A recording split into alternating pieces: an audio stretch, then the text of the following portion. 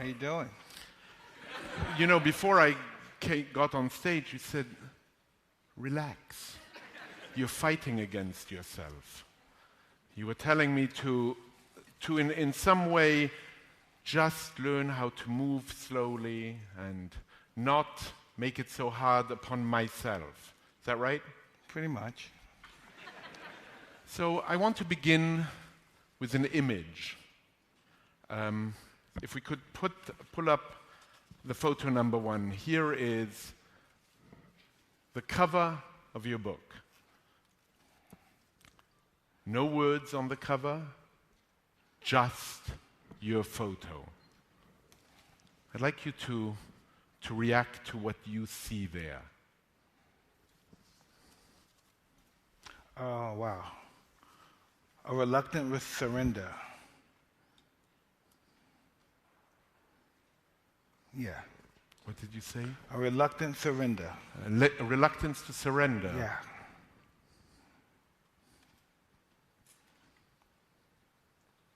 I gave my whole fight, and it's time to give it up. It's time to stop and let go and let God. I did all I can do humanly, and now it's time for me to let God lead the way.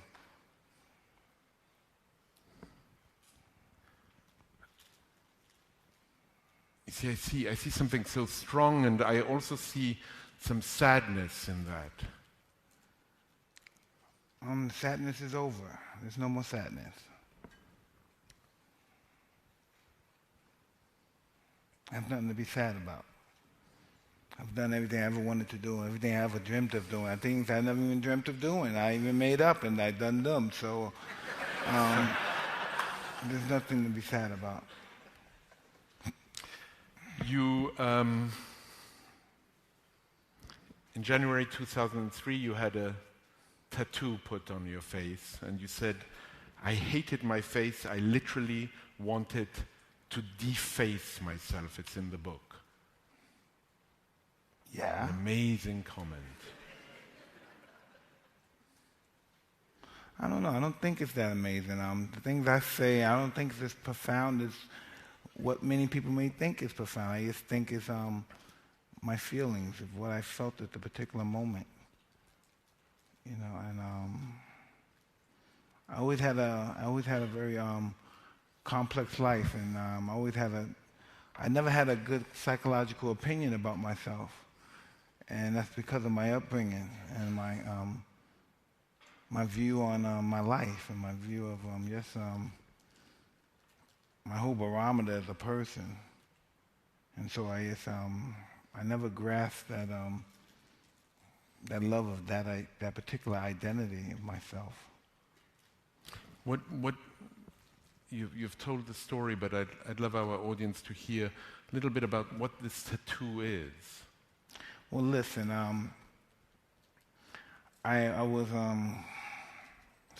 high. I was smoking some weed and drinking. And I went to this gentleman. I said, I want a tattoo on my face, and I wanted the tattoo. I wanted what did I want? I wanted hearts or something on my face. I wanted something ridiculous on my face. And lots of them. Yeah, lots of them. And he wouldn't do it. And he said, no, I'm not going to do that. And he said, I don't do no racist stuff. I don't do no disgusting stuff. I do only art. And he said, come back in a week and I'll look for something. Then he came back and he said, I found some tribal markings. And then I changed a few things. And I said, yeah, I'll try that. And then this is what we came with. And it's a tribal symbol from Maori. Yeah, from the New Zealand indigenous people. What I find remarkable, Mike, in this memoir, is in this confession, as it were, is that it is very much in the style and in the tradition of some of the most extraordinary confessions, memoirs that have been written. I mean, I place this within the context of Saint Augustine and Montaigne and Rousseau and people who laid their heart bare, who just spoke as it is, who told as much truth as they possibly could. And in thinking about that and thinking about the fact that in this you have included so many sides of yourself, the great with the despicable, the strong with the less strong, your whole existence in some way. I was thinking of a line of George Orwell where he says autobiography is only to be trusted when it reveals something disgraceful. A man who gives a good account of himself is probably lying, since any life, when viewed from the inside, is simply a series of defeats. Well, now that's pretty profound, but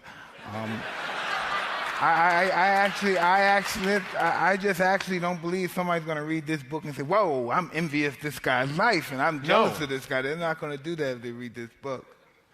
I don't think they're going to get that. What do you hope to inspire then? I'm not here to inspire anything.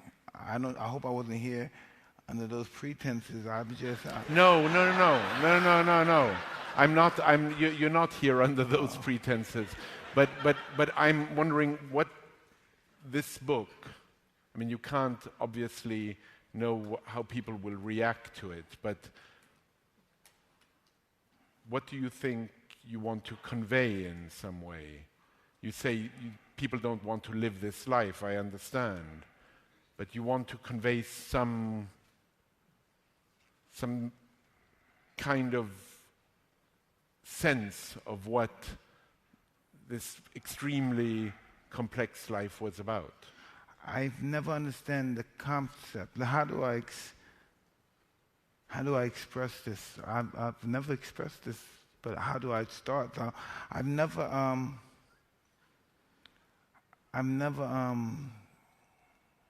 was never able to understand the concept of greatness. I just never was able to understand that concept of greatness. And as time went on and I've gotten older and I've met many journeys on people that I met on my journey and people who I've read about on my journey. I read that all greatness, the majority of greatness in itself doesn't come with goodness. The two don't coexist with one another. And I spent all my life trying to become great because I had such a low self-esteem. And I realized late in life, well, I'm saying I'm 47, but late in my life, that all great men are not good men. And then so I tried to embark on a whole different career and try to become good. But what's the concept of good? Being a floor mat, I never understood the concept of good. The concept of good is pretty much then I must be a politician, because politicians are always striking for goodness and always trying to win votes from people. And only reason that we win votes because they believe that we're good. So how do we live in those two dimensions at once? You want that greatness for self-gratification, but you want goodness from a human perspective. And I really have no idea, no clue how do I juggle both of them and be in harmony. And then in all actuality, they don't exist. You have to pick a side. What are the qualities you admire in people?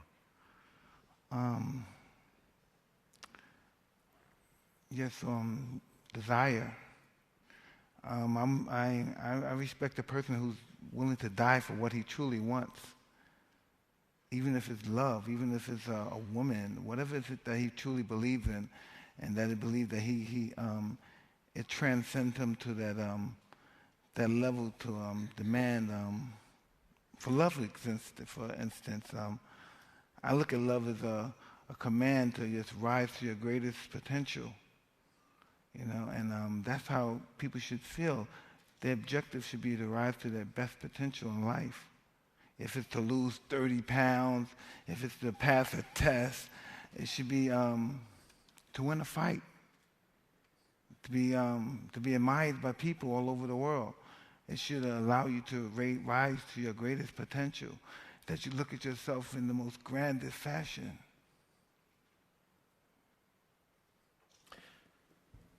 I'd like to take a moment here to say that this book is extraordinarily written, and I'd like to recognize your co-author on this book, Larry Ratzo-Sloman. I don't know where he is. Larry, can you stand?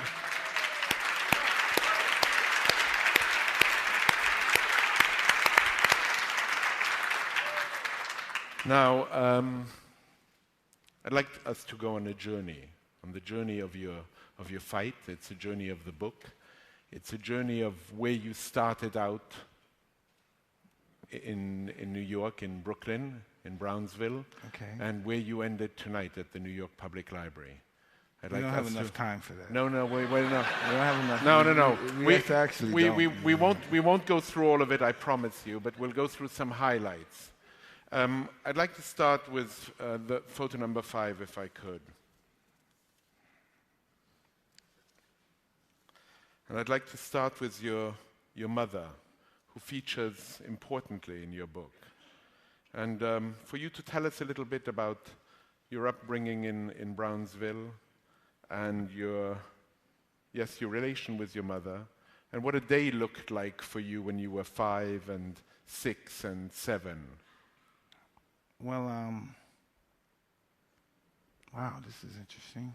My mother's she's a Southern woman from the Virginia area, and this is what I found out later. And I only can remember for a small period of, real small increment of my life that I lived in Bedford-Stuyvesant in the early middle 70s.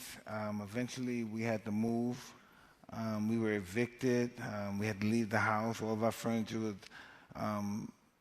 really politely decorated, the concrete outside, so we had to, me and my brother, I guess we had to sit on the furniture to wait till my mother can get a place for us to stay. And it was just after that, it was pretty much hard times, welfare, when we moved to Brownsville, which was a much more aggressive neighborhood. And it just wasn't good. It was just crime-infested, drug-infested neighborhood, and it was very aggressive. And my mother knew a lot of men. Her and her friends knew a lot of men. It wouldn't be abnormal for me to come from one of my friends' houses, to come from outside a man and a woman is in one of my mother's room. Or my mother's in a room with a man and a woman, and we can't go in the room, but we have to stay outside in the kitchen, perhaps, or the living room, and we can't go in the back of the room until they're finished. And that's just how our life's been. And as time went on, I've learned to while people were in the back that I would, and they fell asleep, I would go in their pockets and take their money. And that's just how it's been. That's just what it was all about. I learned how to steal at a young age. Very young age. Yeah, very young. I learned how to steal. I learned how to, when my mother's friends were in her house, they were drinking. I learned to go in their house from a fire escape and rob their house while they were downstairs drinking with my mother. And that's just what I learned to do in my life. And you ended up going to school, but stopping school at a very, very early age. Well, people used to pick on me in school. Cause, they bullied you. I mean, you have such an Did they bully me? Yeah, but yeah, they used to bully me in school. And so I never went back to school. So when my mother used to send me to school, I would just be hanging around the school, walking around the school. And if normally we have security guard, the truant's officer, they see me, I would take off and run, or hide in a building, abandon the building. But normally, my mother knew I wasn't going to school. Then I met some guys one day, and they pursued to ripping me off, and they realized I didn't have no money. But on lunchtime, I used to go in school and eat lunch, and then leave school again. So, especially when they had meatballs and spaghetti. So, one time these guys, they wanted to rip me off, and I didn't have no money, so they asked me, do you want to fly birds with me? So I said, what do you mean? They said, you want to fly with us? And then I realized that they took me to this abandoned building, but they wanted me to get my milk, climb the fence and throw milk crates over to them. And I didn't understand why they wanted the milk crates, but I did it anyway, because I was kind of scared. And then they took me to this abandoned building. I didn't know what they were going to do to me in that building, So when I went up there, I saw on the roof, they had pigeons. And then after that, I never went to school again. Once I found that I had a pigeon coop, and I could be these guys' flunkies and go to the store for them. And if the birds were horrible, they were in horrible conditions. So the birds would fly for a little while, then they'd land on another roof, and then make me get up and go on that roof, sure, and get the birds off the roof. So I would go to all these roofs that the lady birds flew on and scare the birds off, hoping that they would go back to the roof where the guys were. And I thought that was pretty cool because I felt wanted because at least somebody wanted me to do something for them. So the next day, instead of going back around, walking around school, I went to the pigeon coop. And the guy saw me and he said, "Excuse me, young man." They said, "What the fuck are you doing?" And they started throwing bricks at me and while they were on the roof. And I said, hey, I just came around to see you guys need me to do anything for y'all today, like help with the birds or go to the store for you, that's all. But they had thought that I was coming back around to steal their birds. And I had no concept of stealing birds back then. So I guess, The concept developed later. yeah. I just wanted someplace to hang out instead of walking around the streets all day. And some weird guy would be asking me to get in the car and suck their dick or let them suck my dick or something when I was outside just waiting for school to come out or waiting for the lunch to appear. So I would be on the roof with these guys who I didn't know, who might have killed me also, right? So they said, "Yeah, go." And then they throw down someone, "Go to the store and get some cigarettes and get a knee-high soda." After throwing bricks at me, you know. And so I go upstairs, and so the guys go like this. School is over and stuff, but they tell me we're going to the center tonight. We're going to go to the after-school center. This is where I don't know, the poverty-stricken people that live in the projects, they have a center there, a youth center, and they go there and they're playing music. They got a jam in the center, so we're going to go to the center. And so, oh man, I don't believe I'm saying it. So I said, "Okay, I want to go too. Can I go?" And I said, "Okay." He said, "Yeah, sure, you can come." But I'm a young kid. I had no concept of you had to wash. Yeah, and so when I went to the center, I said, "Oh, fuck. I still had the bird shit on me from the, and so I still have the bird shit and all the stuff, the tar and stuff from being in the pigeon coop, helping them build the coop. So, you know, we have tar paper, so we have to put the tar paper in the coop, and we're doing our own little home design network on there, right? And so I have tar on me and I have bird done on me. And so when we go back, I never went home and washed. I just had the same clothes I had on. And when I went there, the kids that was on the roof that brought me to the roof, they all had new clothes on. And they all laughed at me. And everybody started laughing at me, and I was scared and embarrassed. I started laughing too. And one of the guys that was on the roof, he had said, "What the fuck, you dirty little motherfucker? What you come around here looking like that? Don't you ever wash?" And he said, "You better meet me at the roof. Meet me tomorrow, motherfucker. Meet me at the roof with the birds where you met me today." Even though that guy wasn't his pigeons, but he was there. He was looking for one of those other guys' brothers. He was older. He said, "Meet me at the roof. You hear me, shorty? Meet me at the fucking pigeon. Where you were today?" And I'm a schmuck. I'm like, "Yo, schmucko." So I met him early in the morning, just like when you're going to school. So I met him at the pigeon coop. And from then on, me and him started robbing houses. He taught me how to rob houses. He taught you how to pick locks. Well, that too, but he taught me how to rob the houses. And because I was younger than him, so he would tell me to ring the doorbell, knock on the door.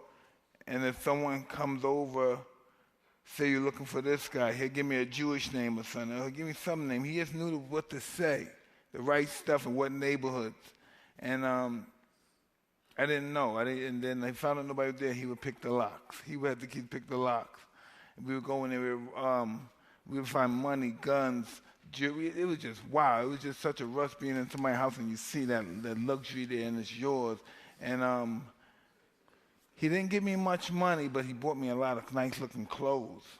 And he said, "You go back to the center looking like this. Don't forget, you hear me, motherfucker? You go looking like this." And then I went to that center, and then it was a whole different. It was totally different. You were appreciated differently. Yes. Everybody wanted to be my friend. Everybody. So at the time I was young, but at the time we had, I can't even pronounce, digital. It's a digital, right? The digital watch. Remember that stuff? We had digital watches and long jean watches. And I was just a young little kid. I must have been 10. I might not have even been 10, but I remember I had one watch. I had a long jean watch. I'll never forget. It was a gold watch with one diamond, and I had the digital watch. But I liked the digital watch because I was a kid, and I liked to see the numbers light up. Kick you, kick you, kick you. But I couldn't even tell time back then, but I had the watches and stuff. It still makes you laugh. Yeah. And I was just, in my neighborhood, that's what was about. But it depends on how you look. You know, I always, and they used to call me Dirty Mike, Dirty Ike. And it wasn't because I had bad clothes. I always had the best clothes, but I always was on the pigeon coop, and I always got them dirty and tall. And I would never change my clothes and I would never do that. I would never change my clothes to put on some raggedy clothes and be seen in raggedy clothes because I'd been traumatized from that experience when I went to the daycare center, after school center.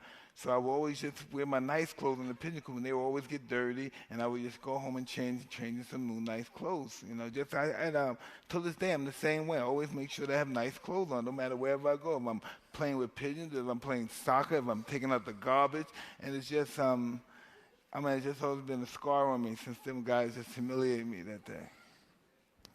I want to go from Brownsville to perhaps what was one of the most important experiences for you, meeting Castamato and what that meant.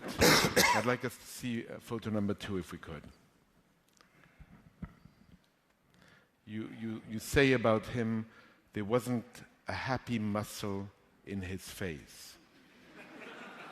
No, this is an awesome man. Listen, this guy only he reminds me of Edmond Dante from The Count of Monte Cristo. This guy was always, till the day he died, he's always planning his revenge and his comeback for the people that put him in self-exile from boxing.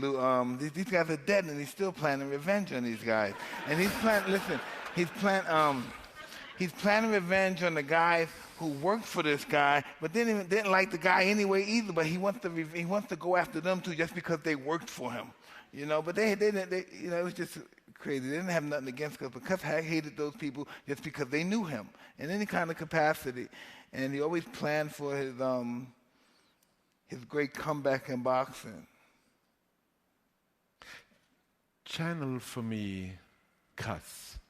Tell me, I mean, you write in the book that among my very favorite passages are those passages where you channel Cuss. You tell us what he said to you and the incredible impact he had on you. In some way, he's not only a mentor, but he's also nearly a medium.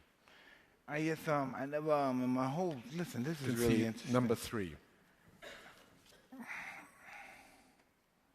What is he saying to you? He's telling me what this guy always tells me. He says, I'm allowing my mind to get the better of me. Your mind, you don't have your mind on your work. You're not being disciplined. He really knew that. He always believed that his mind could heal anything. He believed if he had cancer, his mind could heal cancer. He was a strong believer that your body only purpose was to carry your brain. And, you know, he was just amazing, man. Tell me more. Tell me more, because he had such a huge impact on you. He told you things early on that nobody had told you before, and he believed in you in a way that nobody had paid attention to you before. You went up to his gym, he heard you walking up, he saw in you something quite immediately. Wow, I can't say that because I might get emotional, and I don't want to really. He taught you some techniques, which I'd like you to demonstrate slightly. No, I don't. The peekaboo. I mean, I was trying to understand what that all meant. Well, the peekaboo is really. I don't know if he's showing you that. It was really a cruel style of boxing. It basically kept both your hands up, and then basically you twist at your waist and you move, and you come forward, make the guy miss, you counter punching, and it was pretty much. it's really pretty much, he really discovered it from karate. He watched karate people do it and just move, get to one position and punch with everything you got with bad and mean, ferocious intention. And most of his fighting was mostly psychologically. He believed the physical actuality of boxing was only 10% when the mind was 90%. He always believed in improving yourself and strengthening your mind. And you really couldn't do that just by talk. You had to do it by action and practice. But one of the things he did with you was talk to you. Every day, for hours, you would take these walks. I mean, you described them. Every day you would walk and walk and walk and talk, and he would just repeat and repeat. He would really tell me what I should be doing. I should be always think about improving myself. He have me say day by day, and everywhere I would get better, better, and better. And he really, I never had, this is really interesting. When I met Cuz, even though I was a street kid and I was come with like a tough kid, I never had an ego. I was never really jealous of anybody. I never really thought much of myself. But when I met Cuz and I started talking to Cuz, he made me believe that I was a god. He made me believe that, for instance, Cuz would say this. Now, to Cuz would say, now, you hear this? Because Cuz had a really, he had this really megalomaniac ego. He said, you let me tell you something. You, all the prophets, all the gods you ever know about, if they had a son, their son couldn't beat my fighter. Know why? Because he's my fighter.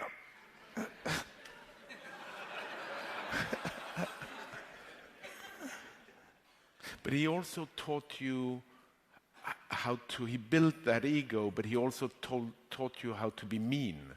He believed, there's a quotation here in the book where you say, Cus wanted the meanest fighter that God ever created, someone who scared the life out of people before they even entered the ring. He trained me to be totally ferocious in the ring and out. Yeah, and that's what I was. That's what I was. Yeah. That's why I'm here. That's why I'm here. Yeah, that's why he taught you how to completely be an animal in the ring. And build you in that way. No, but an animal, but a sophisticated animal, a smart animal, the lion and the fox. You know what I mean? I could beat the vicious guys, and I got outsmart the slicksters. So I was pretty much didactic in that apartment, pretty much. But what really was the turning point is that there was nobody that could reach the core like Cus could. No one could inspire me. I don't know. You mentioned that in some way he was even more than a father to you, a father you didn't have, but he served in some way as the back. I think at some point you say he was my backbone. He was more than that. He wouldn't let no one say anything negative about me. At any fight, if someone said something negative about me, he was the old man, he would attack them.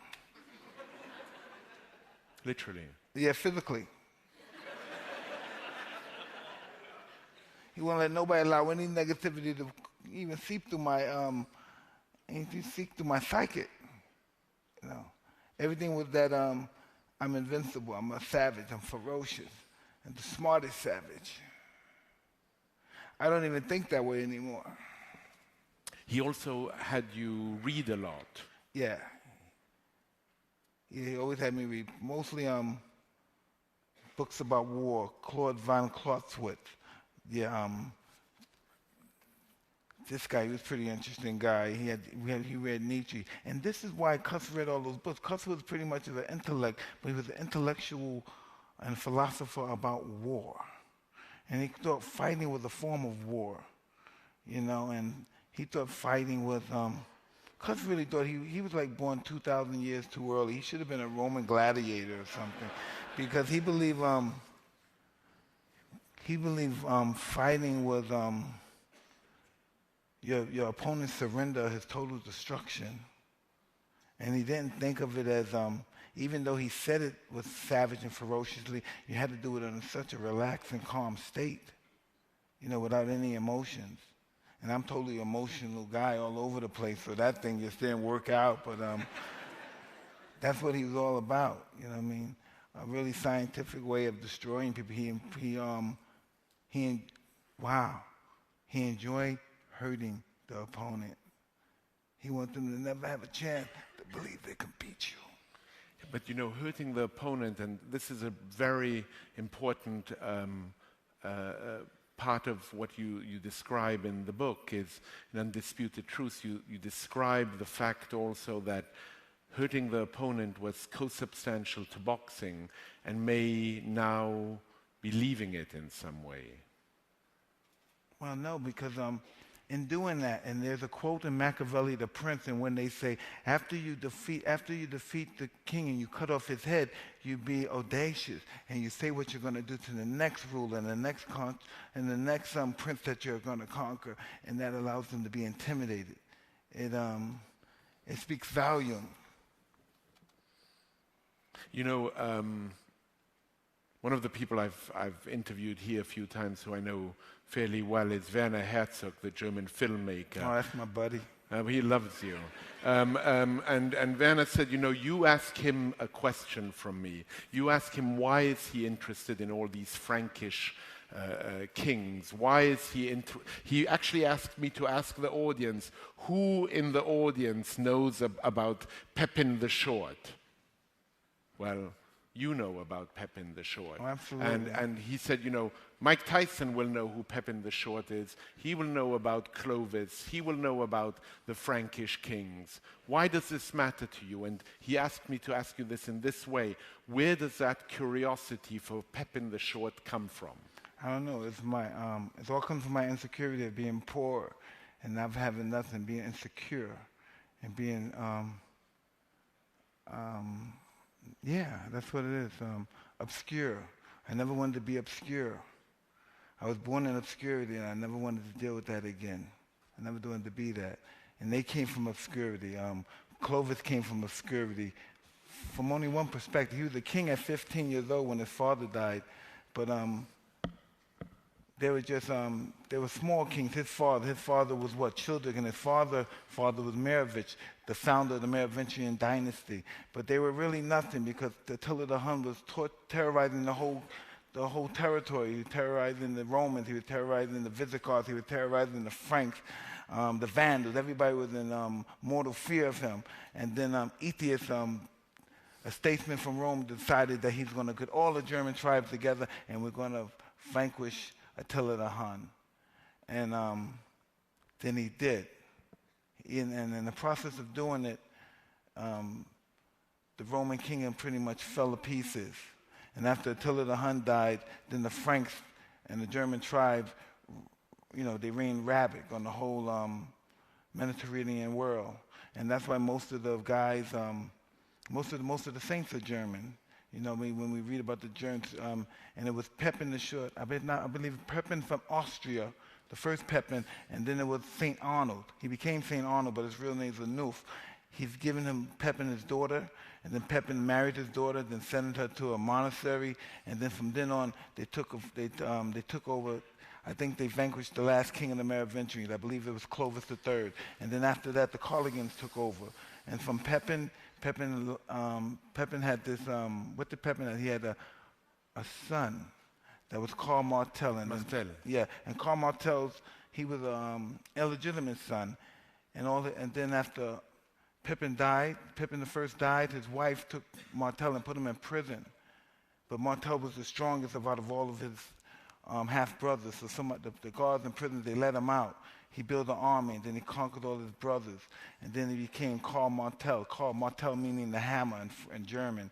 And then he became a warrior. But they're really all farmers. And then the Arabs came into power. And the Arabs pretty much conquered the whole part of Europe, definitely France. And then they came to a place, I believe it was Tours in 735. And then Karl Martel, he built up a tribe and he made an army. And then he conquered all the Arabs and he saved Christendom, because without that victim, we would all be speaking Arab right now. All this world would be, most of the world, especially this part of the world and all of Europe, have been Arab ruled. Mike, how do you know all this shit? I mean, how did you? This is just what I do. I love war. I love the act of war. I love the players in war. I love the philosophy of war. So reading all of these kinds of books, and just before coming down here today, I took you to the rare book room to see a first edition of Machiavelli. I must say, I've really taken my guests to see the special collections and seen them as deeply curious as you were, seeing this work. It really means something to you to see these books. You said to me when we left the special collections, you said, the most stolen items in the world are books. Yeah, they are most priceless possessions. Because if you think about it, a room without a book is like a body without a soul. We have to, it's the only way that we can connect the future with the past. Without that, there's no way that we can no way we can know about the future, or know about particularly the past or the present, because when you think about history, the value of history is not necessarily scientific but moral. By liberating our minds and deepening our sympathies and fortifying our will, we can control pretty much. History allows us to control not society but ourselves, which is a much more important thing to do. You know what I mean? And it would allow us to pretty much meet the future more so than foretell it. And for that reason alone, that we always have to, in order to predict the future, we have to always look through the past, because very rarely does time not repeat itself, and it always will repeat itself. I've heard a quote before in the book that we would be fools to think historically that the past is us in funny clothes, but the past is us in funny clothes. And that's truly what it is. That's somebody that really said a really profound statement, but he misquoted what he was saying. He must have been saying it backwards, because that's really what the past was. It's just us in funny clothes in different times. That's really what it is. But you were saying, how important it is to learn history, because in some way it can help our behavior. It didn't help yours. No. I've lived. I lived just a life just like a lot of people. It may have been a long time. Ben-Hur had a life like. Remember we saw that movie Ben-Hur? You know what I mean? He was a wealthy man. He became a slave. He became a great conqueror as far as athletics were concerned. He became a star. He became the best celebrity, and I believe wherever it was, Octavia, wherever city they took him to, he rescued that. He rescued the general of that ship, and after all that, he still couldn't save his family. They put him with the leopards, and his main objective, he went back and he got his family from the leopards, his sister and his mother. And then again, he came back. He may not have been famous again, but he got his family, and that was his success. We look at success, myself, it's different levels of success. Some people's success is not using drugs, not drinking anymore. Some people's success is making $1 million. Some other people's success is making $1 billion. Some people's success is not going to prison no more. And we have totally different levels of success. I'd like to just stay one more moment on your early years and look at, if we could look at the photo number 4. When was this taken? I don't know, 1983, 82. How old were you? 16, perhaps. Incredible. You see, I have that part in my hair. I remember looking at all the old fighters. They always had wavy hair, and they had the part in their hair like in the 1910 and the 20s. I wanted to emulate them. It was the only way. I couldn't make it as Mike Tyson, tough guy from Brownsville, Brooklyn. I had to look at myself totally greater than I actually was, or whatever I dreamt it was. It was always very fictional who I believed I was. And this was after 2 years or 3 years with Cass? Probably 3 years.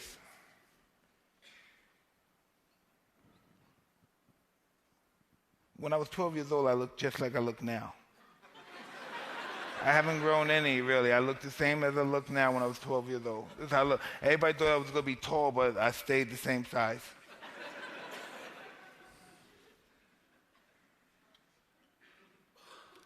It's just such an incredible picture. Are you smiling, do you think? No, I'm gritting. I'm looking. I'm trying to growl. I'm growling.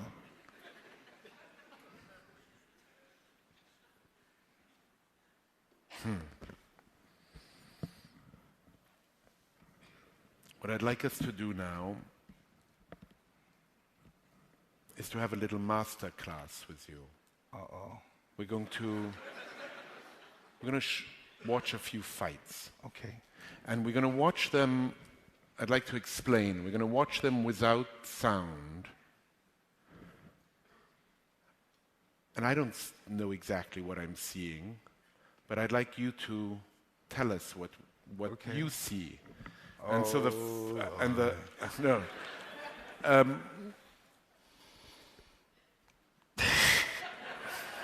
Are you covering up? No. This is not going to be. Hey, I don't even know. I don't even watch this stuff. I try so deeply to avoid my past and boxing. Well, you know what? It's Actually, we're going to watch other boxes. Great. All right. Great. We'll watch maybe one with you because I think Okay. it would be a missed opportunity to have you here and not watch one with you. Okay. But we're going to begin because also, you know, what I was mentioning to you about Herzog and all the history you loved. You loved the history of boxing. You loved meeting Yes. Max Schmeling. Yes. You speak about in that page where you speak about meeting Max Schmeling up in Harlem, and I mean it's just No, fantastic. I met Max Schmeling in Las Vegas. In Las Vegas. Yes. Who am I confusing with? Was it Joe Louis? You're confusing me with the story that Max Schmeling, when he heard Joe Louis was broken doing bad, he You're right. left from Germany. And No, came and to Harlem. you're absolutely right. And Max Schmeling yeah. went up to Harlem, but you loved meeting all these old fighters. Absolutely. But you also loved reading the history of boxing. Yes, because I just wanted to be the best in what I did, so I wanted to know the history of it. I wanted to know the origin of it. Do you feel that boxers are doing that now today? Well, no, they can't. No, well, at least I don't know. I don't want to be ignorant and say I'm the only guy that ever did this, and it's only about me. I would like to believe that, though, but I'm not gonna be. I don't want to say that.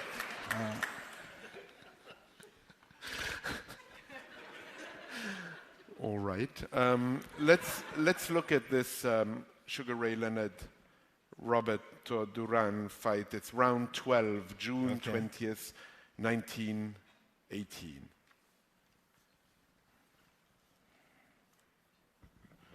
Yeah, this is the moment I knew I wanted to be a fighter. Watching two masters fight. Whoa.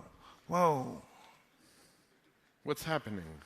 There's two fighters setting up, waiting for a moment right now.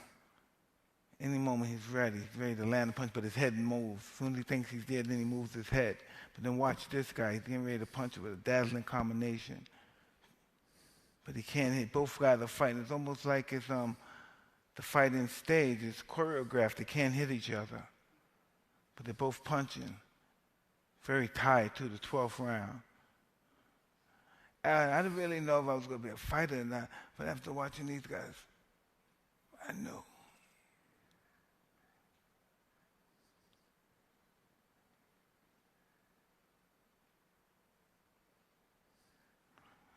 You know, they were fighting. They fought 15 rounds, and it was a war, but none of them had a mark on their face.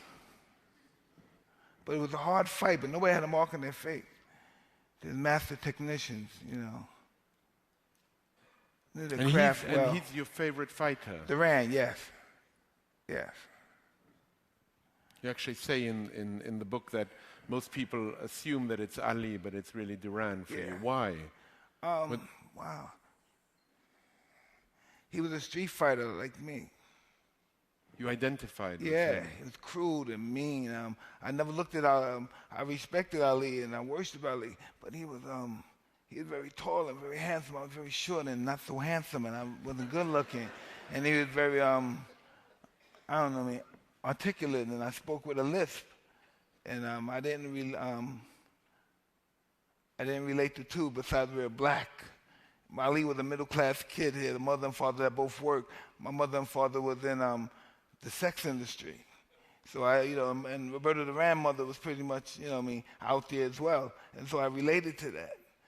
And I didn't have to change. I didn't have to change my diction. I didn't have to learn how to talk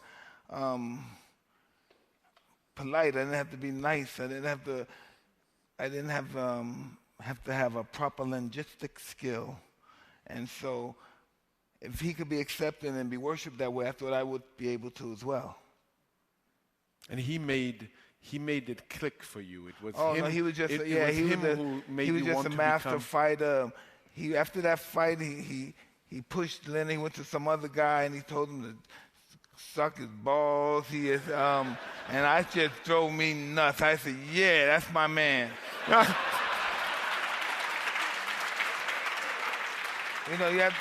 But then you have to understand, I'm only 14 years old when these guys fought. This is 1980, so I'm 14 years old, and I just thought that was the most remarkable person in the world. A lot of people, when they hear me talk about these events in my life, they can imagine I'm 12 years old. They always think I'm older. No, this is what is amazing. It's the first 150 pages of the book. You realize that when you've arrived there, you are only 15 or 16 years old, and you've lived 100 lives, it feels like. The intensity and extremity of the life is so extraordinary. One feels that it's nearly incredible that you're so young. I don't know why. I was born with great perception. If it came from my street life, from being locked up for stealing and facing unbelievable odds as a young kid, I had great perception. And once I watched these guys fight, I just knew it was a matter of time, but I knew my time would soon come.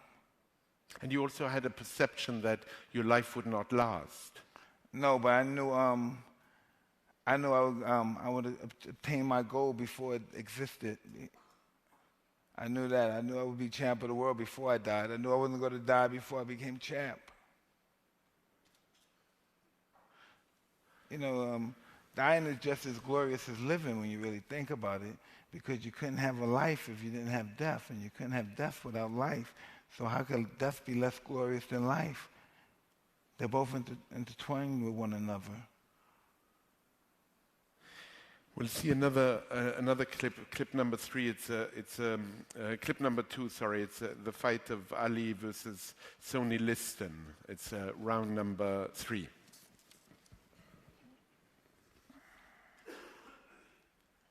This is a great fight, because this fight, Ali was he was a young man, and believe it or not, before Ali came on the scene, this guy was a monster. This guy was he was a juggernaut. Guys, he didn't even have to hit the guy. Only thing he had to do was walk in a circle around him until they dropped dead of a heart attack. And he was just a mean. Listen, this is a bad man. This man right here is really a bad man, inside the ring and out. This guy terrorizes cities by himself. He goes, man. Police try to question him. He knocks them out. He breaks their jaw. He puts them in comas. This is the man. This is a guy that you read about in fables and stuff. This is a real bad man right here, inside the ring and out. And because Muhammad Ali, you have to only talk to guys that within this era and know about fighting. Ali he has superseded this guy so bad that people forgot about him. But before Ali came on the scene, this guy did, he made boxing look so easy. He made it look very easy. This is the Mike Tyson of the 60s and late 50s right here. You can never, Ali, the reason why Ali beat these guys, because Ali, believe it or not. Yeah, I was wondering, what did he have that Ali had the will to win like nobody that ever lived in boxing. He had the what? The will to win. We look at Ali, and when you think about it, right, you see this guy, Ali. Ali is, in all actuality, he really passes more as a male model than he is a fighter, when you think about it. No, really. If you just look at Ali, he's more of a male model than he is a fighter, but he's a ferocious animal. He's almost like, He's like a ferocious, savage, saber-toothed tiger with a very pretty face. And that's what we don't see. That's what we just don't see that in these kind of people, and that's what he was. He was just his pain threshold was just out of this world. And he was just the quintessential prototype of the great fighter. And he did everything wrong. He pulled back. He never punched to the body. And he just he wore people down. Explain this to me. Ali never threw a body punch in his career. Okay, so you know what I mean? I don't know what you mean. He never hit anybody in the chat in their career. I was exactly home. Okay. But listen, Ali never punched to the body, hit anybody in his whole career to the body. And Ali just Ali believed that he was truly a god and nobody on this planet could beat him. And how dare you even think that you could beat me? So he came on stage with that. Everything that he believed, he projected to his opponent. Now when you really look at how does Ali beat George Foreman? How does Ali beat Sonny Liston? How do you beat these guys? How did he even beat Joe Frazier, fighting the way he fights? He beat them because he refused to lose. You know what I mean? He was just a remarkable human being. And this is, in some way, you and Ali have something in common there through Castamato, because Castamato also taught you this will to destroy and to win at any cost. Well, Ali wasn't a destroyer. Ali was more of a manipulator. He made you believe that you couldn't beat him. How did he do that? Because he told you couldn't. He made you believe. You look at this guy, you see these big monsters, they landing these heavy punches on this guy, and he's fighting them back. And Ali will hit you hit Ali with you hit him with this building, and he said, "That's all you have?" Your sister hits harder than that. And he talks really bad about you in the clinches, Ali. Ali really, things that I'm not really permitted to say in the audience, he would really talk bad about you in the clinches. And it's okay, you can. No, I prefer not to. But he's just a remarkable man, and I don't think we'll ever see a man like him again. And he's just incredible. But incredible. when you say he spoke, he did it while he was fighting. Oh, absolutely. But it was more than what he took. It's what he believed and what he accomplished and how he beat the guy. He beat you with his punches. But he's just we're never going to see a man like him again. Not in the ring. No, never. Well, with that in mind, I think we should maybe see one more Ali fight. All right, let's do it. Yeah, let's. Clip number 3, Muhammad Ali versus Joe Wow. Frazier. This is Ali fighting Joe Frazier in 1971. Ali's been round 11. He's been exiled for 3.5 years. Joe Frazier's been very active. Ali has only fought 3 fights in 3.5 years, and he's fighting one of the roughest fighters in the history of boxing. A really perpetual motion. Don't give you a moment's rest. He's constantly on you, throwing hard hydrogen bombs. Look at him. He never stops. He never stops. And don't get me wrong. Joe Frazier went to the hospital because Ali put a real, old-fashioned ass whooping on him. But listen, he never stopped. He never stopped. He has never stopped. He was perpetual motion. Both of these guys, him, George Foreman, Joe Frazier, and Muhammad Ali, their birthdays only a few days apart. They're all Capricorn, the biggest ego in the astrological signs. Capricorns never admit to their wrongs and stuff. They're always right. What's happening here? I mean, he's talking. Oh, yeah. He's talking. He's talking. But as I was saying earlier, what make great fights, right? Joe Frazier despises him. Joe Frazier hates his guts. You know what I mean? And that's what brings out the best of Joe Frazier, because he really despises Ali. He thinks Ali is pretty because he is. He thinks Ali thinks he's better than him because he does. And look at Ali, he's fighting back. But Joe Frazier, he's taking 7 punches to land 1. But when he landed, he sure lands it. Look at him. Oh, he's still hurt. This man is out on his foot. But look, whoa, down he almost went. Look at him. His jaw is fractured. Look inside. Look at boom. Look at Ali's right jaw. It's swollen like a golf ball's in there, but he's still fighting. Look at him. He's a little guy, but yeah, I hear you. He's a little guy, but he's an animal. Oh man. He never stops coming. He never comes. He makes all your causes, everything you believe. I'm fighting for my mother. I'm fighting for my brother who's dying for cancer. He makes all your causes a fucking lie.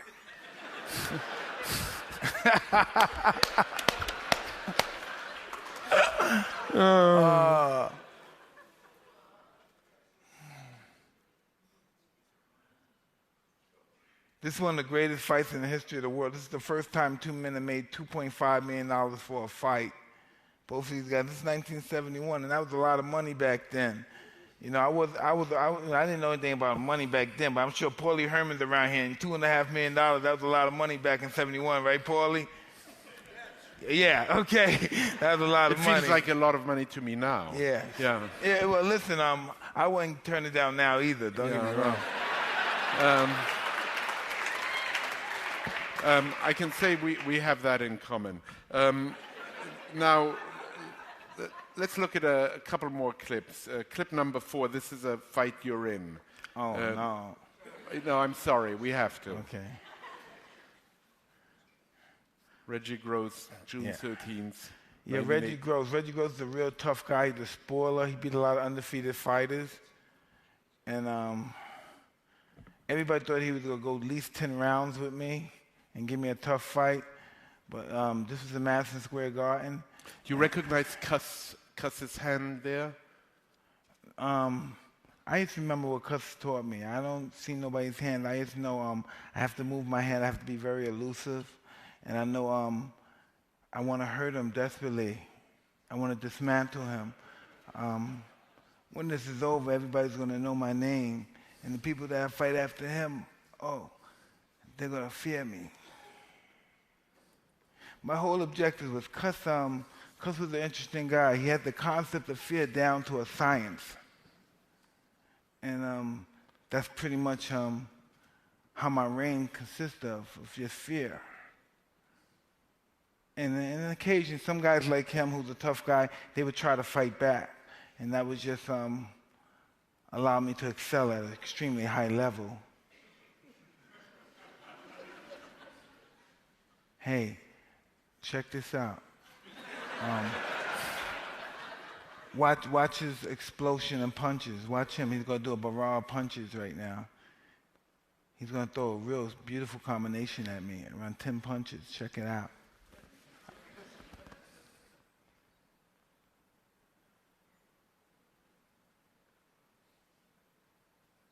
Watch this. Watch my head.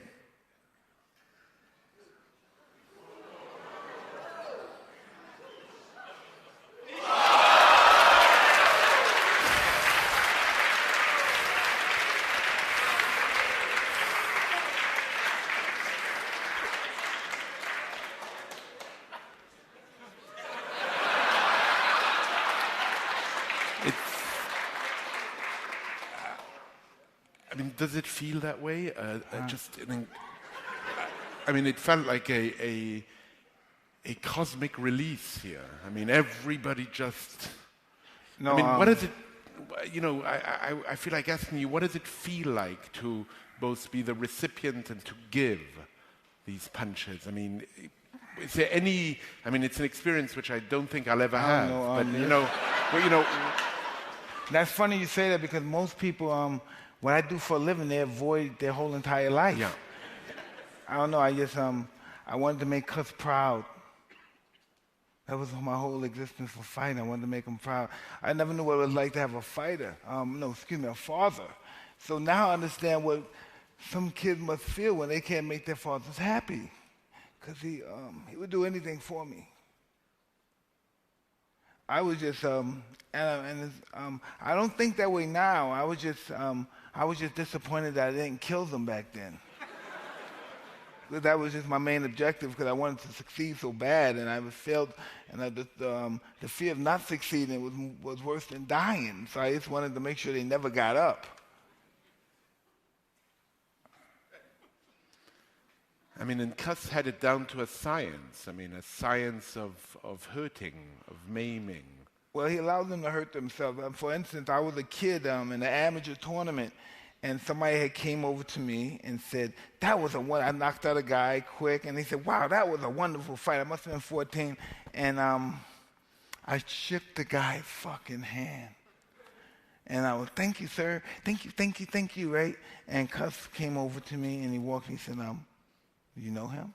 I said, no, because he's just a nice guy. He congratulated me on my knockout. And he said, what do you mean, nice guy? Explain to me. What do you mean? You like him? You think he's good looking or something? What do you mean, nice guy? Tell me what nice guy mean. What do you mean by nice guy? And then I went in the show, and he said that because I know I did something wrong. I did something wrong. And what did you do wrong? I talked to somebody. I was kind to somebody. I was nice.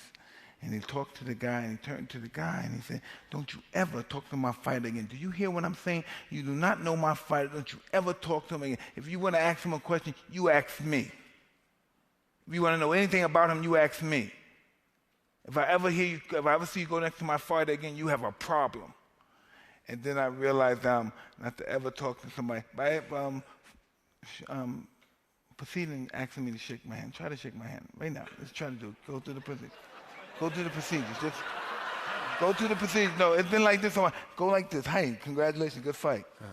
Oh, I see. You asking me no, yes. Right. Go ahead. And I think I won't do it one more time. That was the beginning of that whole intimidating thing. I was a little kid, and I realized you don't talk. Don't talk to them. Just look at them like you want to kill them. And I know that just sounds so bizarre now because we're all older now, but can you imagine being 14 and everybody that's over 200 pounds, you could be a lawyer. You never had a fight in your life, and I'm sizing you up. And that's just how it's always been. I was always in a constant state of war with Cuss. You know what I mean? There's always intimidation, always sizing people up, because that's what Cuss was. Because you also didn't trust people. Yeah, Cuss never trusted anybody because, of course, he had a fighter, Floyd Patterson. And Who Floyd, left him. Yeah, but Floyd's a very religious guy, and he trained Floyd since he was a little kid. And Floyd was a Catholic. And it was this, in the 50s, there was this lawyer, very influential lawyer named Roy Cohen.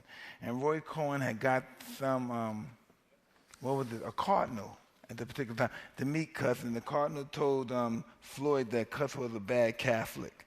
And he left Cuss, and Cuss was the kind of guy that went to burn candles in church. He never went to church again after that.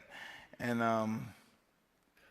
that's just what it was. He's always believed somebody was going to betray you. So he said, you're going to betray me too. You're going to go away. You're trying to go off on your money. You're going to leave me. And at that time, I didn't know what he was talking about because my whole identity, my whole life was just to be here with him. And I have a family now. And I couldn't conceive of believing these people, Cuss. And that was his whole dream, believing that everybody he invested the most time in him, disappointed him the most. But Cuss also died. How old were you when he died? Well, 19 years old. You were 19 years old. Do you feel that he left an unfinished job? Absolutely. But I don't know. Who am I? I'm just a human being. But I don't mean as a fighter. I mean also, in a way, he was beyond good and evil. He didn't teach you, as a mentor might teach you also, what it meant to be good. Hey, I was good. I was beating everybody. That's good. In my world, in his world, that's our world. Our world was winning and beating people and looking spectacular doing it. It wasn't about anything. Our whole life wasn't about making money. It wasn't about being rich. It was about being glory. the best. Yes, and being the best. And nobody on the planet could beat us. That was everything. My whole life, he said, best fight in the world, best fight in the world. There's nobody on the planet that could beat me. I could beat anybody on the planet in a fair fight, and that's what I always believed. I don't even think about that now, but just to be in that state of mind, I could be anybody that. One day I said this, and I'm so happy that I don't think that way anymore. I was having an interview, and I started thinking about Cuss, because Cuss is pretty, arrogant, and Cuss said, and I said one of Cuss words, I said, I was being interviewed, and I said, how many people in this planet? I said, what, around 5 billion people, 6 billion? I said I could beat every one of them in a fair fight. And that's what I believed at the time. But it sounds so good to say that. And I can't believe I had the audacity to say that. But that's what this. But Cuss put you on one thing you said to me that struck me before we spoke tonight. You said Cuss put you on a pedestal and then cut you down. Oh, absolutely. I remember I was a young kid and I was getting put on the front cover of maybe Ring magazine at the time, a big-time magazine it was. Could have been Sports Illustrated, but one of these magazines, I got put on the magazine, and there's a bunch of cameras around there, and I was feeling myself. I was smiling, laughing with the guys like I was a big shot. And then right after that, Cuss said, grab the broom and mop and sweep, clean the gym. And whoa. And that's just what I had to do. You know, I just knew my place with him. I just knew my place, you know. Like things I would say with other people, I would never say with him. He would only have to call me one time and I would be there. He would never like, hey, be there in a minute. But fame, which came so strongly afterwards, do you think it messed with your life? Oh, messed with my life? Of course it did. I was never accustomed to handling that type of pressure. But he didn't prepare you for that. Oh, yes, he did. I just didn't listen. Oh, he prepared me for all that stuff. He taught. Look, I was prepared for all that stuff when I was 16 years old. I was prepared for all that stuff. You didn't Cuss was like Nostradamus when it came to that stuff. He has experienced it before. And I was prepared, but yes, I didn't want to listen. I thought I was special. I thought everybody else it could happen to, but not me. And that's what most guys think. It's not going to happen to me. How could it have to happen to me? I made more money than him in one fight than he did in his whole 25 years of fighting. How could it happen to me? I must be ordained by God. I must be Alexander the Great. Yeah, I must be yeah, I did think that. I know. I did think that. I think I must be a descendant of the great warriors of old, all the gods of war, because I'm winning with the most simplest of ease. How could these guys even dare fight me? You know, but it was really all about Cuss, and I forgot that. You know, I had a great teacher. You know, and not necessarily that I was a great fighter. I never think in my deep heart, I never think that I was a great fighter. I don't think I was a great fighter. You didn't? No. Really? No. But I'm an incredible student. I'm an astronomical student that I could project greatness without being great. And that's why I succeeded so much. I would quote books, I would quote stuff from great warriors, Pericles and all that stuff, and people would think that is incredible, you know. But it wasn't. It was just all illusions. Show. Yeah, and that's what comes with being a great entertainer. It's all about illusions. Listen, I'm going to beat 6,000 people, 6 billion people in a fair fight. Come on. And no, as you said, it sounds good. But it can be believed, but it doesn't necessarily have to be true. And I can project that belief in the minds of others. As we slowly close, I still want to see at least one or two more fights. No. November 22nd, 1986. No, we saw that one, forgive me. November 1996, a very famous fight. Clip number 7.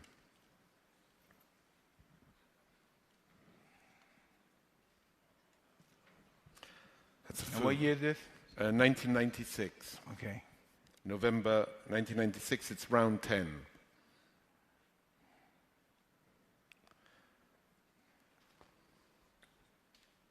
This is where you... Is this the first fight or the second fight? First. All right.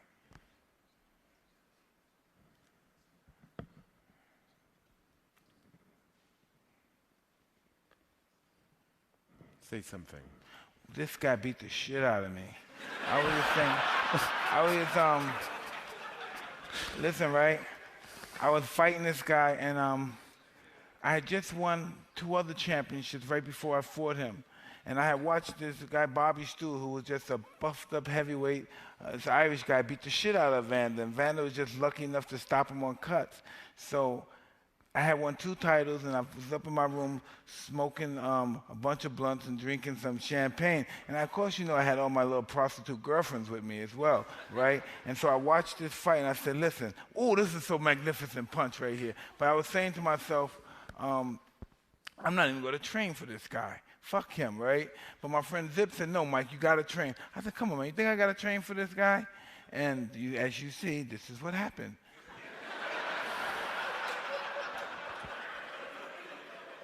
What's going through your mind at that moment when you've lost? I'm saying, oh shit.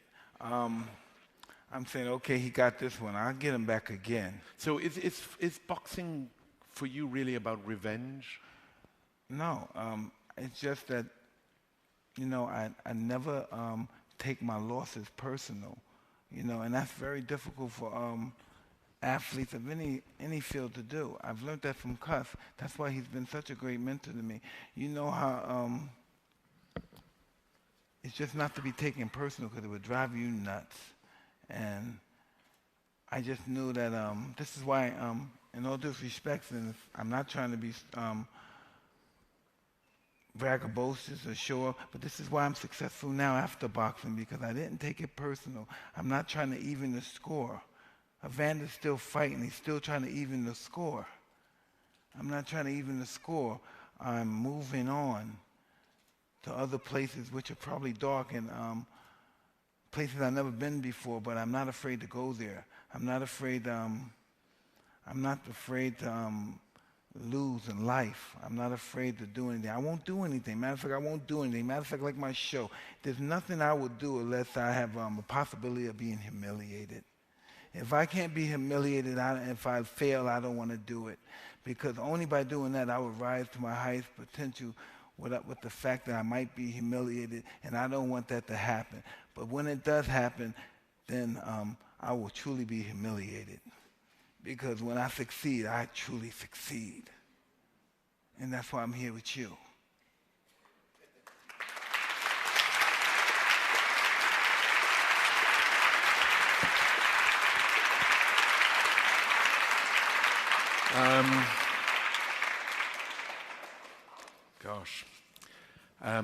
I'm going to have you read a couple of passages. Oh, no, that's going to be like being at a spelling bee for me. Okay.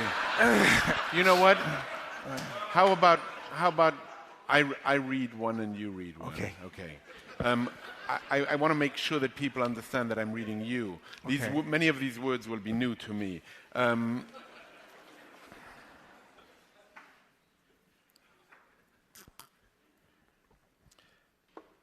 I mean, a question. I truly appreciate all you guys coming out here, because, man,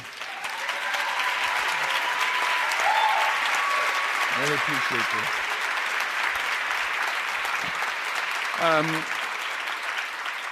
Yeah, I mean, you know, in the spirit of what you just said, you write in the book, my baseline normal is to destroy myself, and when I don't do that, I think I should get rewarded. I'm the quintessential addict. I'm a piece of shit who thinks that the world revolves around them. I have the lowest self-esteem in the world, but the biggest ego God could ever create. Have you remained sober since last summer? No way. God damn. What fun would that be if you don't, you know, of course relapse is a part of recovery, and if you don't relapse, you don't recover. Right. And of course I relapse, you know. Does it make sense, before we read these passages, for you to have a happy ending?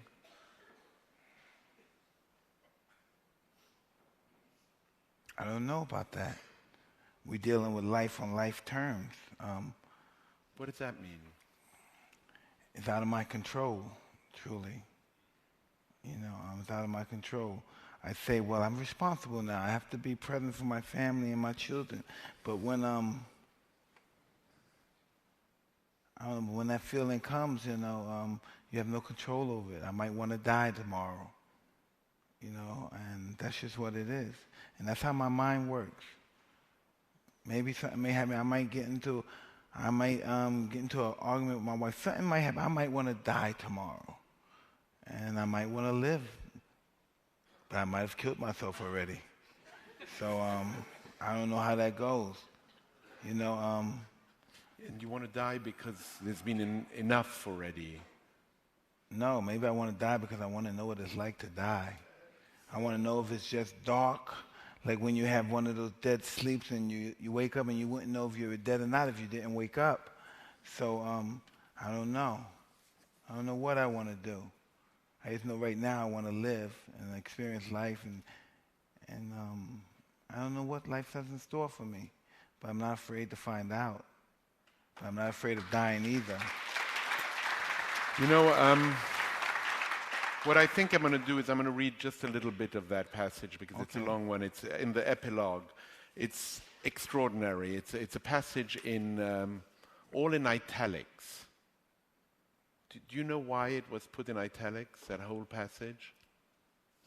This whole passage. By all means, Yeah. what is italics?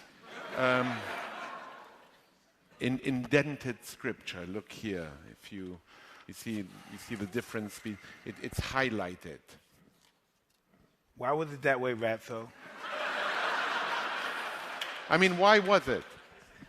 Mike's mind racing. So it's stream of consciousness. What it feels, I mean, it feels like you're talking. You're on a long rant. Yeah, that's what I do. Right, baby? Because when I'm angry with my wife, I'm not even angry. I'm just talking. I'm just ranting. Yeah, but let me. I don't want to clean up this. I don't want to do that. I don't want to go to the store and buy this and that. Goddamn. Come cook food now. Yeah. I mean, you know, I'll read a few passages very quickly. I hate myself sometimes. I feel like I don't deserve anything. Sometimes I just fantasize about blowing somebody's brains out so I can go to prison for the rest of my life. Working on this book makes me think that my whole life has been a joke. I'm a dark and jaded motherfucker. I hate living like I told you, I hate living like a peasant now. I don't know if I'll survive to the next day. I might just say fuck it and jump and leave. Sometimes I can't sleep, and then you say I'm a waste. The only thing I did was fight, fuck, and bring in the kids. My baseline normal is to destroy myself. I read that already. And then you say, and I still hang in the ghetto. I'm a ghetto rug rat. Sometimes I look over at Farid and say, who are we, Farid, when we go to a yacht? And why don't we go on a yacht in Saint-Tropez? Why are we with these broken niggers? Because they broke-ass niggers are our people. They're struggling day and night. I love those rotten, dirty motherfuckers, even though I can't trust them as far as I can throw them. I can take anything. I think about Nietzsche a lot. I know what the overman is. I know I can endure without killing anybody because I'm always close. Some people don't have any decency or respect. When we're out and we see a guy like that, I'm thinking, I wish we could say something. He would say something to my wife. I'd blow his brains out. Those people are out there, but I've got to stop thinking that way. I'm trying to restrain that, to be the new guy. But how much of my balls do I have to cut off to be this new guy? Quite a passage.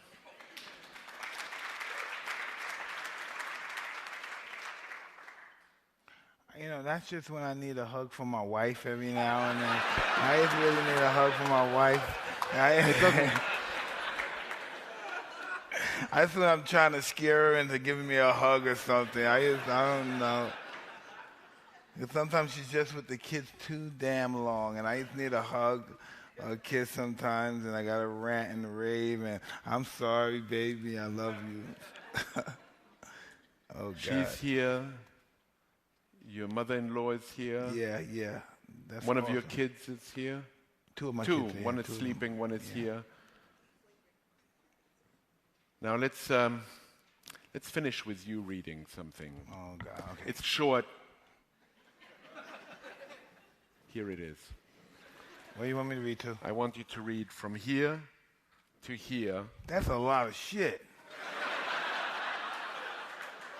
It's less than I intended to have you read, so Okay. I think It's a good one to Oh, end I think on. I read better than you. I can't believe I let you do You this. think you read better than I do?